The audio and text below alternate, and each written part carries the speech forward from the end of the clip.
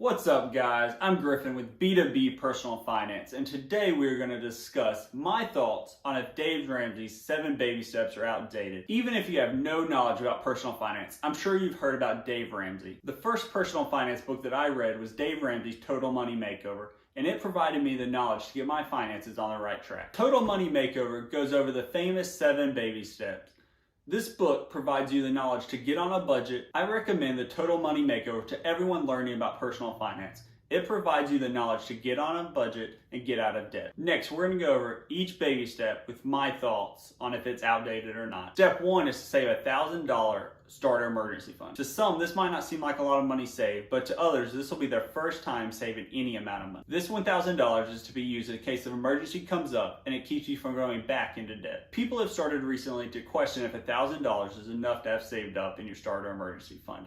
I find it to be a good balance between having money saved up for emergency and getting to the next step, which is to pay off debt. Step 2 is to pay off all debts besides your mortgage. Dave Ramsey recommends using the Debt Snowball method. Using this method, you list your debts smallest to largest, no matter the interest rate. This method allows you to pay off your smallest debts to begin with, and you gain momentum. As you pay off debt, your snowball, or the amount you pay towards your debt, grows, and that just allows your momentum to keep growing and growing and growing. The Debt Snowball method causes you to pay more interest than the Avalanche method. On the Avalanche method, you list your highest interest to your lowest interest. While the Avalanche method ends up costing you less over time, you do not get those first couple of wins to gain your momentum. Not having those first couple early on wins ends up demotivating a lot of people, and they just stop altogether. While paying off my debts, I followed the Debt Snowball method, and that's the method I would recommend to pretty much everyone.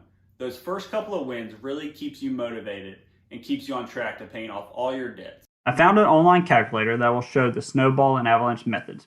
I made up all the figures below, and this is just to show you that most of the time, the avalanche method will end up costing you less overall. Card A is a credit card, card B is a student loan, and card C is a car loan.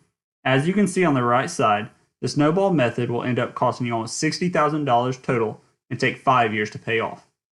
The avalanche method will cost a little over $57,000 and will be paid off 2 months faster.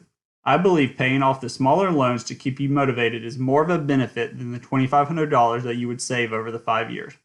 If you can be motivated to pay off debts and keep your motivation, then go ahead and do the avalanche method to get out of debt sooner.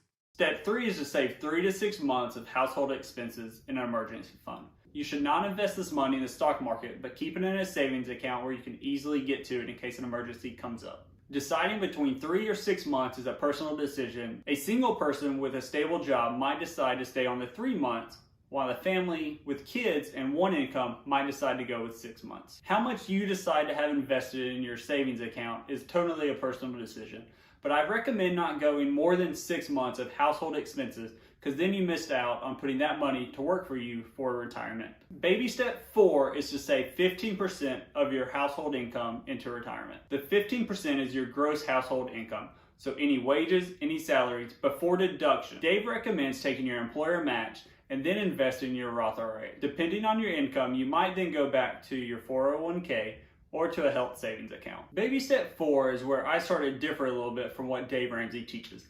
He wants you to be completely out of debt and have a fully funded emergency fund before investing into retirement.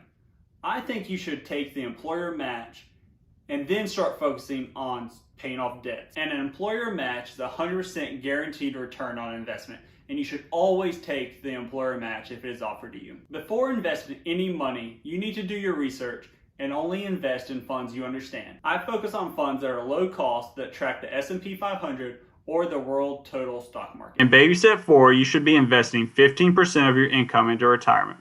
If your income is high enough, you can get your company's employer match, invest in a Roth IRA, and maybe a health savings account. If you are doing all of the above and want to invest money into a brokerage account, then I recommend looking into Webull or M1 Finance. I will have links below if you decide to sign up for either account. Webull is offering 2 free stocks when opening a brokerage account and make an initial deposit of $100. The stocks can be valued up to $1,600. M1 Finance will give you $30 if you deposit $100 into a brokerage account. This deal runs out on February 28th, so hurry up.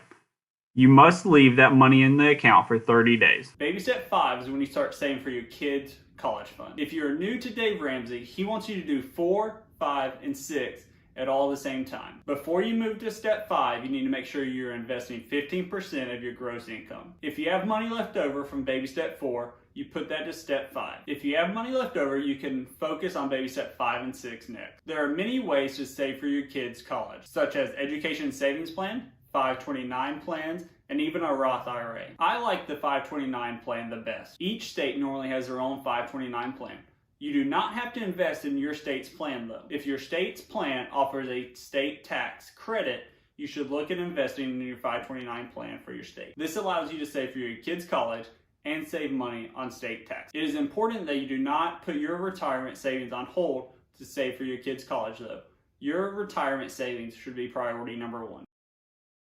Each person must make their own financial decision if they would rather be completely debt-free with a paid-off mortgage, or would they rather pay their mortgage off in 30 years and reinvest the difference. If you choose to go the 30-year route with the smaller payments to your mortgage, you must have the discipline to put that extra money towards investments and not just spend it on material items. Currently, with interest rates being historically low, I do not see any benefit to paying your home off in 15 years than 30. Baby step 7 is build wealth and give. This is the baby step that everyone wants to be at. You're completely debt-free, you're continuing to invest into retirement, and you have no other debt. You start planning for your retirement dreams and be generous with giving as you see fit. This is the step that most people dream about hitting and never do. While this is a marathon and not a sprint, it will take a long time to get to baby step 7. You must stay focused and determined. After getting to baby step 7, you cannot just throw out everything you've learned. You still have to stay focused with a plan. Dave Ramsey was my first resource to personal finance. I believe the baby steps are great for everyone. They teach you how to get on a budget and get out of debt. As you grow in your financial journey, you have to learn to take different aspects from different people and mesh into something you can follow. Eventually, in all of our financial journeys, we have to come up with a plan that we follow and that we think works best for us. While I believe the 7 baby steps are still up to date, I think it's important that we look into them and do research before we start to follow them. Let me know how you guys first started to learn about personal finance in the comments. Make sure to subscribe and hit the like button, guys. It'll really help this channel grow. And with that, I'll see you guys next time.